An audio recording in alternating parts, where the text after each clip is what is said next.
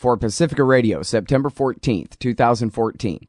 I'm Scott Horton. This is Anti-War Radio.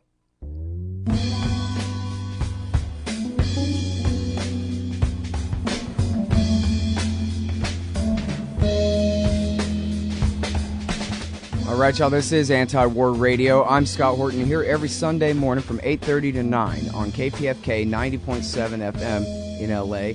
And then this show is later syndicated on other Pacifica stations, so thanks very much, guys, for playing it as well. It'll play throughout the week all over the country, in fact. My website is scotthorton.org. You can find all my interview archives there, more than 3,000 of them now, going back to 2003. And you can follow me on Twitter at Scott Horton Show.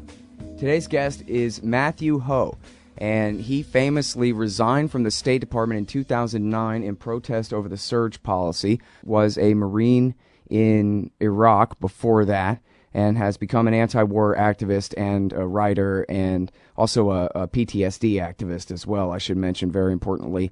Since then, he's written for every major paper in the world, and he's got a couple of very important ones here at HuffingtonPost.com.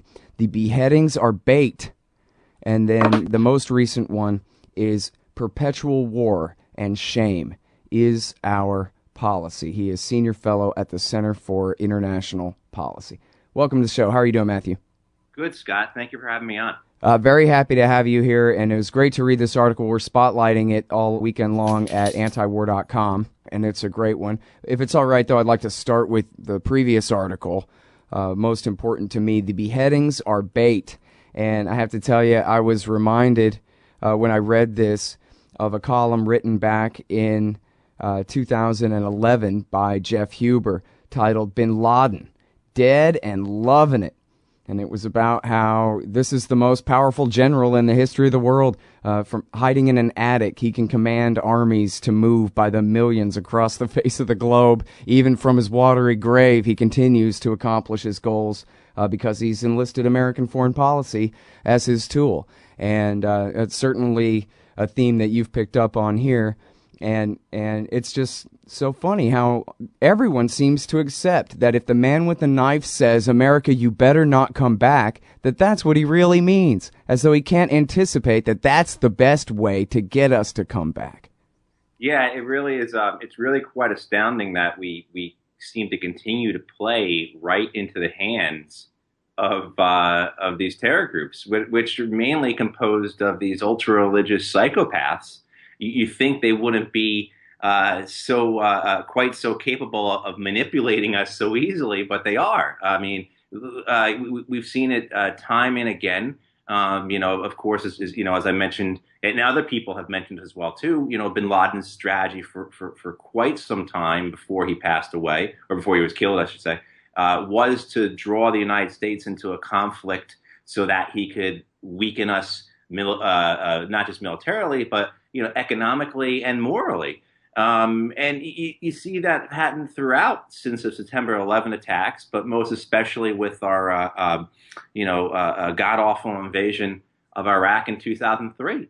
The biggest recruitment boon for Al-Qaeda and other groups, was our invasion of Iraq, and it was the photographs from Abu Ghraib, and it's been the detainment of Muslim prisoners at Guantanamo Bay, and it's been the torture of Muslim prisoners and many innocent Muslim prisoners. That's been the biggest boon for these terror groups. So please clarify that point a little bit there, Matthew, about why these guys would want to lure us into war with them. I mean, us, after all, could include the U.S. Army and Marine Corps, which is an extremely lethal couple of organizations there. And how does it benefit these guys? As John McCain said, I don't see how. What could they have to gain from getting America to declare a full-scale war against them? Well, there's a couple of reasons why. I should say a few reasons why. I think one, it goes to bin Laden's own strategy and his own understandings from fighting the Soviets in Afghanistan, was that this is such an asymmetrical fight. It's such an uneven fight. They can utilize certain advantages because they're fighting on their home turf. They can fight a guerrilla war. They're tied in with the local population. That they feel that this is a good way for them to win. That they can get a superpower like the U.S. in a protracted conflict And now, in particular, with the way media is, and this is something I don't know if bin Laden was able to consider as much, but with the way the media is, with instantaneous video and audio, shooting around the world now on cell phones and the internet and everything else, it's very easy to paint a story of a dragged out, protracted conflict that America is losing. So I think it is a path and a strategy that they feel they can actually defeat us. They also, too, the other part is they want to fight us. I mean, if you look at the Islamic State, you're now talking about the third generation of these al-Qaeda, uber-Islamist, jihadist warriors. They're, for lack of a better description, their grandfathers fought against the Soviets in Afghanistan, and then the Russians in Chechnya, and won, or at least fought it to a stalemate. Their fathers then fought against the Americans in Iraq, 10 years ago. And now this is their turn. So a lot of them want to fight. They feel it's their turn. It's part of their lineage. It's who they are as these warriors who are defending their faith. And that plays into the other rationale. The other part of this is that they need to fight us in order to give their narrative credence. Their narrative is that they are defending their faith. They are defending their peoples. They are defending their lands in this historical battle between the forces of good and evil, between the forces of God, which they represent, and the forces of Satan, which the West represents. That this is a continuation of the Crusades, for lack of a more complex way to describe it. So they need it to fall into their narrative. And then finally, they also want and require our intervention and our participation in these conflicts, because what they've latched themselves onto, they're parasites. They're parasites of war. What they've latched themselves onto are these civil wars that are occurring. So take in Iraq, you've got this multi-layered, multi-dimensional civil war that's been occurring for since 2003 between the Sunnis, the Shia, the Kurds, and then unfortunately you have a lot of smaller minorities who are persecuted by whoever's in control at that time. What these groups are able to do are able to enter into the conflict on behalf of one side, in this case with the Islamic State, with the Sunni Muslims, and they're able to conflate their own agenda with the political causes and the political situation of the civil war. So in the case of Iraq, you had al-Qaeda in Iraq align itself, the Sunni population of Iraq align itself with al-Qaeda in Iraq because they were fighting against the Shia and the Americans. Once that stopped occurring, once we made political concessions to the Sunni Iraqis in 2006, 2007, the Sunnis divorced themselves from al-Qaeda because they no longer needed them. So now you see us again here with the Islamic State wanting the United States to come back into the conflict in both Iraq and Syria, because that not just plays into their narrative of the United States as the villain, as the crusader, but it also, out of desperation, forces the local population to utilize the support of the Islamic State. Mm-hmm. So there's a whole, because at that point, the Sunni population is not just fighting the other ethnicities in Iraq or Syria, they're also fighting the world's greatest power, the United States.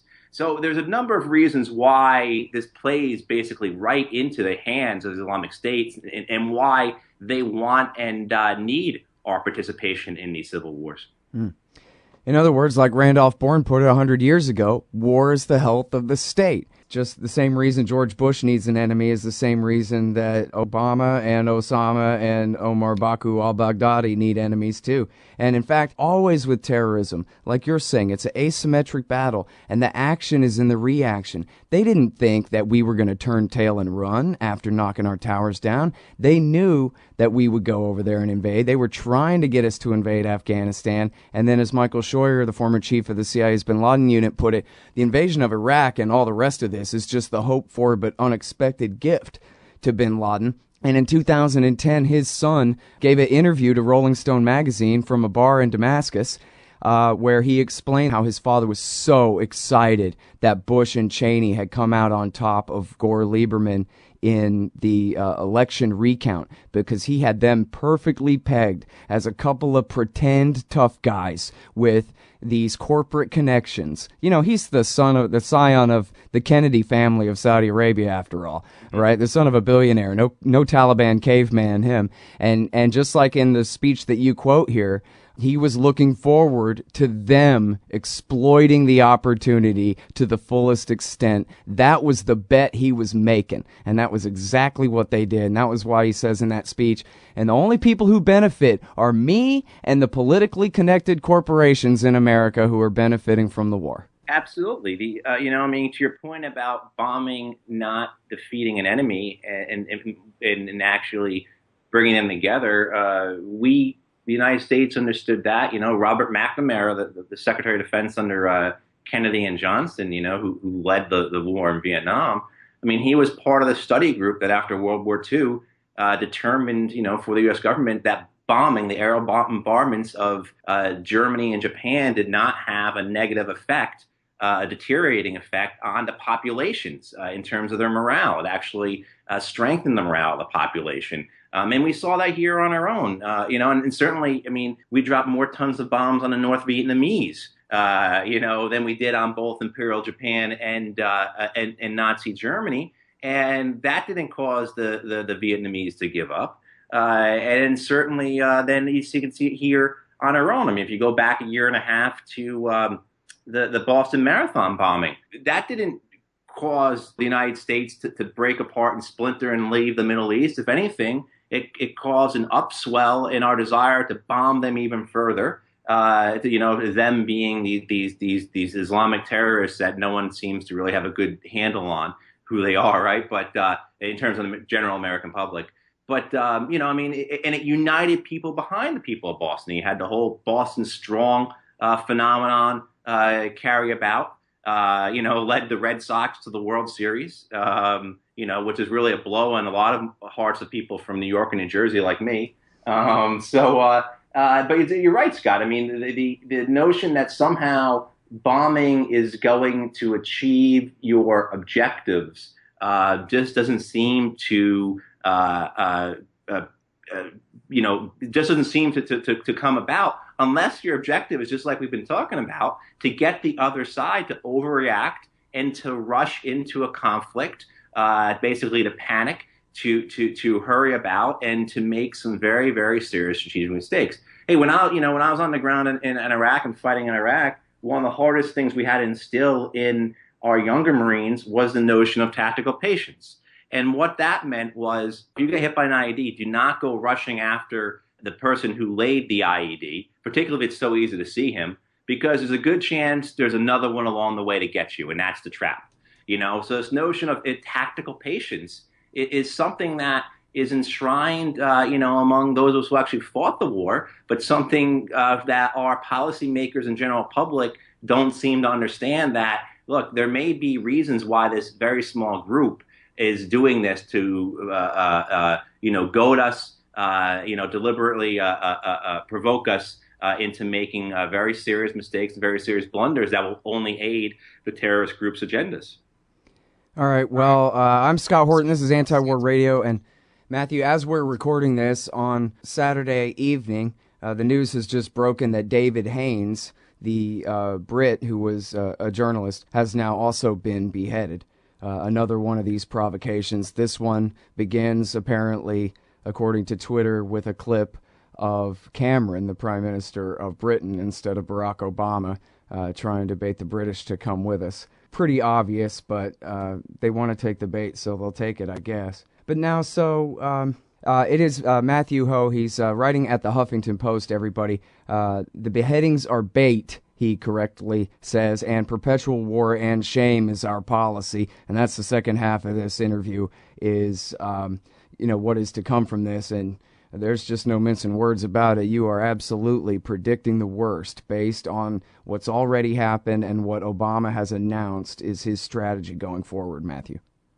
Yes, break this off into Iraq and Syrian chunks for the discussion. The more and more I think about it, and the more I look at it, and the more the events evolve, my feeling is that this is just one conflict, and that's the way the Islamic State views it, and other groups in the area view it as one conflict, but in particular now that the events that we've chosen to partake in, the nature that we're going about it, and just the outright dismissal of any serious political efforts on our part to end the conflict, I'm quite certain will bring it about a situation where it certainly is just one conflict. There is no Iraq and no Syria part.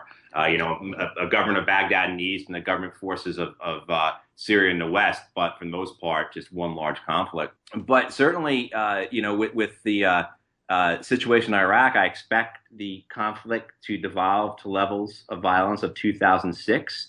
To me, it appears that our government has decided to back the sectarian, criminally corrupt regime in Baghdad with American power, and that will include a renewed Shia and quite possibly Kurdish invasion of Sunni homelands, of Sunni territory. So non-Sunni troops backed by American fighter jets and drones pushing into Sunni villages, towns, cities. Of course, that will further align the Sunnis with the Islamic State, again, as we're discussing exactly what the Islamic State wants. And that type of bloodshed, will just continue to cycle on itself, and we'll see more violence. And in line with that, what motivation now, what incentive now does the government in Baghdad have to reform? Does the government in Baghdad have to answer grievances from the Sunni population or make political concessions?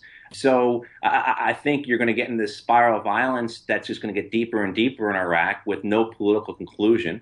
And in Syria, Actually, wait. Stop for a second on before we go to Syria here, because you're right. It's one big Islamic State in between the two, but it's sort of two different policies in a sense. From the Washington, D.C. end anyway. And I wanted to ask you about what you say about, I mean, obviously I agree with you about, the horrible, predictable consequences of America flying as the Air Force again for basically the Badr brigades and the Quds Force and the Shiites and the Iranians behind them. But I wonder what force, the Iraqi army, the Badr brigade, the Mahdi army, Al-Haq, all of them combined, can they sack Tikrit? Can they sack Mosul and drive ISIS out of Mosul, out of Fallujah, even with American air power? I don't believe it.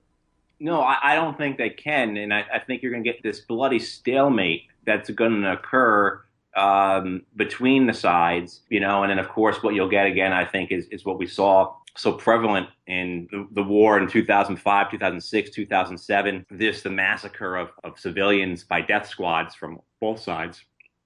So I think I agree, Scott. I don't think they can take Tikrit. I don't think they can take Mosul. But they're certainly going to lay a whole lot of punishment on them. Right. And both sides are going to try and cleanse their respective areas of other ethnicities. So, again, a return to what we saw in 2000.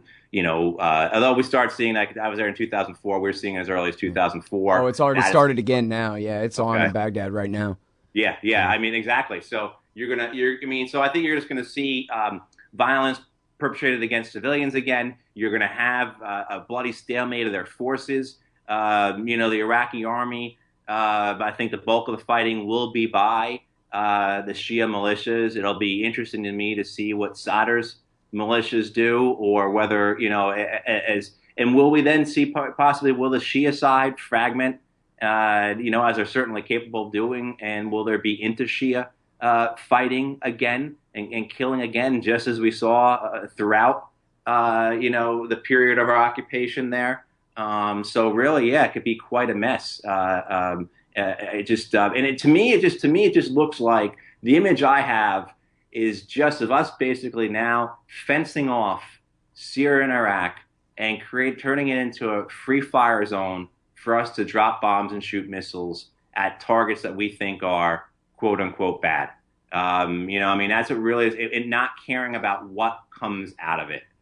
So I think the president was right. A lot of people criticize the president with his comparisons to Somalia and Yemen, but that's basically what we've done there. We've basically just let them kill each other. We're not really going to try to fix the problem politically to bring about any level of peace or stability. Yeah, and we'll just open up on targets as we see them and as we see fit. Yeah.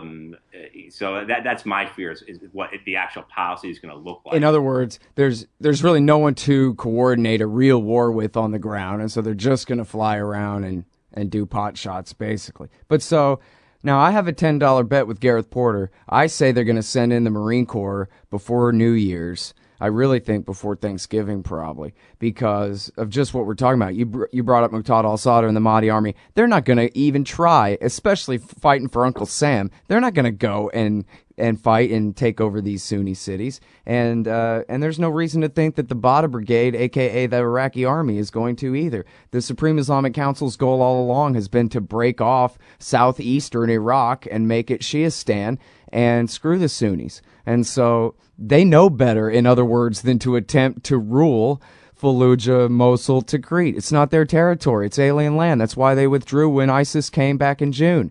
You know, they were occupying foreign soil basically already at that point. So I don't even think they're going to try.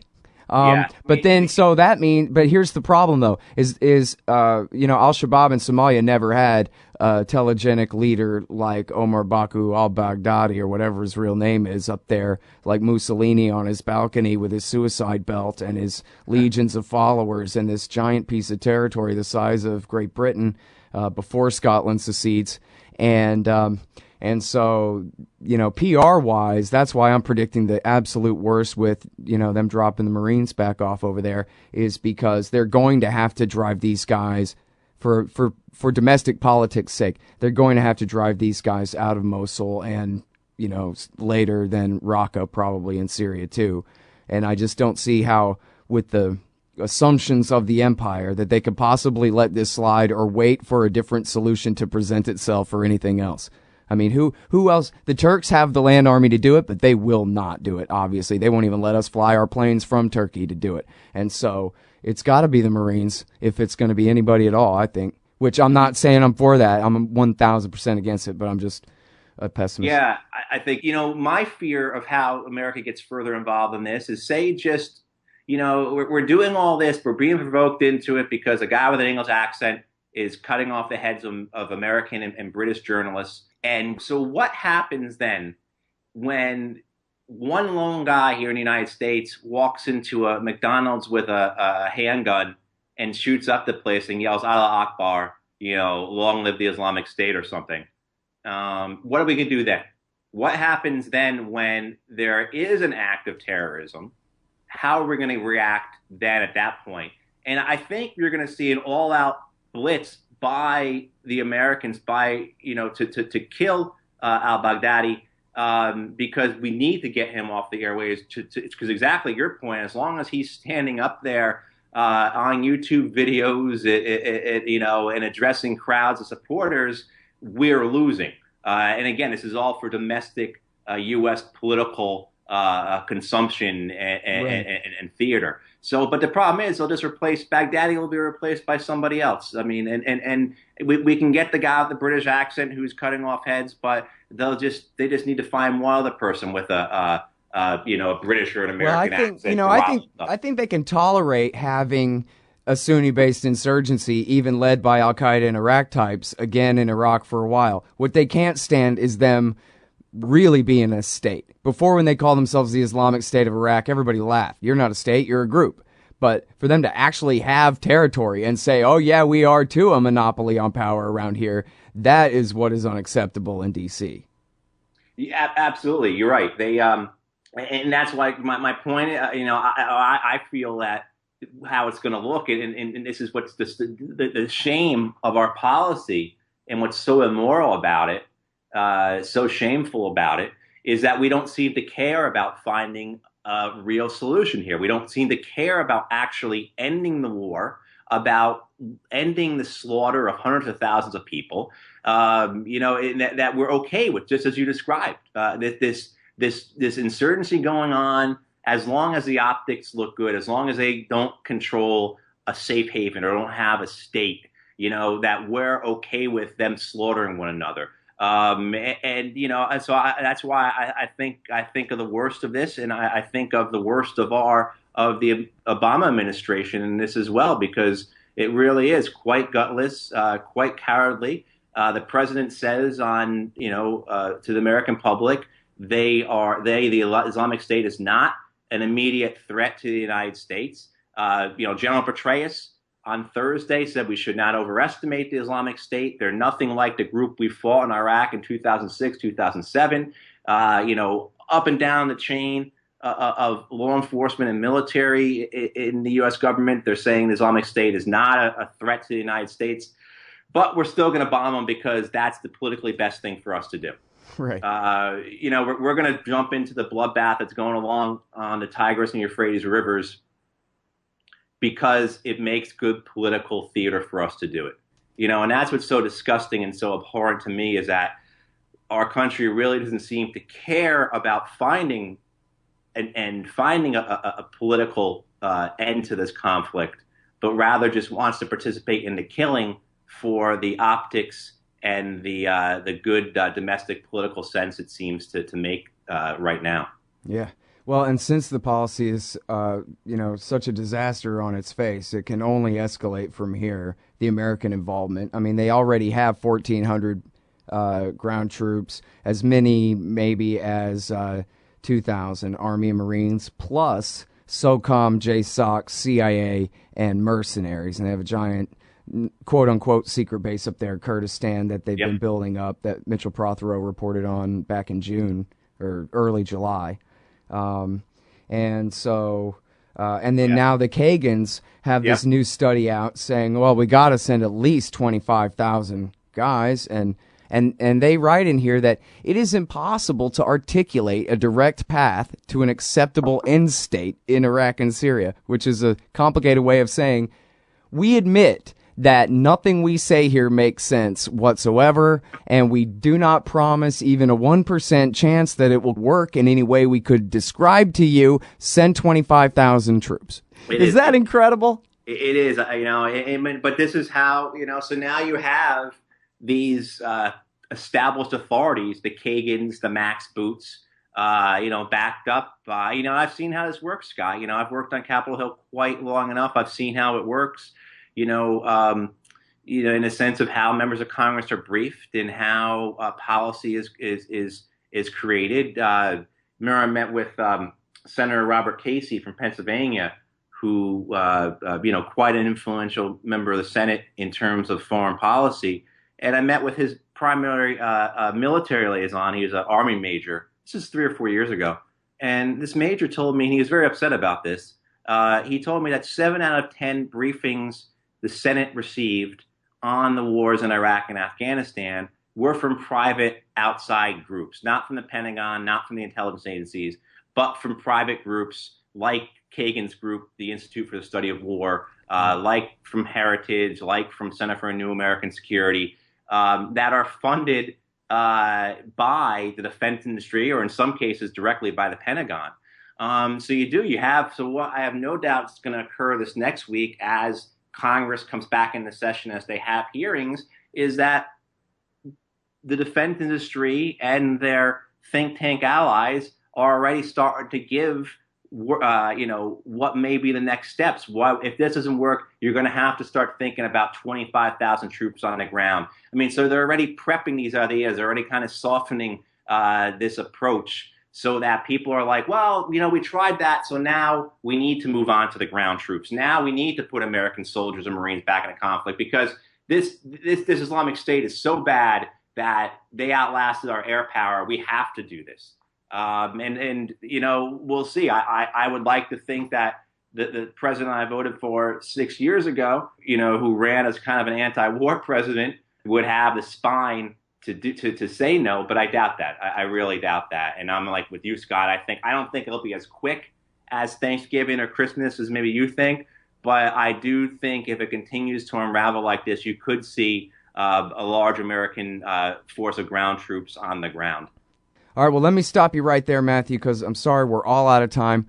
We don't have time to even talk about the crazy Syria policy or any of the rest of this, but hopefully I can get you back on the show again soon. Everybody, that's Matthew Ho. He's writing at the Huffington Post. Perpetual war and shame is our policy, and the beheadings are bait. Don't fall for it. Thank you so much for your time on the show, Matthew. Really appreciate it. Thank you, Scott. I really appreciate the work you do, and happy to come on again anytime. All right, y'all, and that's Anti-War Radio for this morning. Thanks very much for listening. I'm Scott Horton. I'm here every Sunday from 8:30 to 9 on KPFK 90.7 FM in LA. You can find my full interview archive at scotthorton.org. You can follow me on Twitter at Scott Horton Show. See you next week.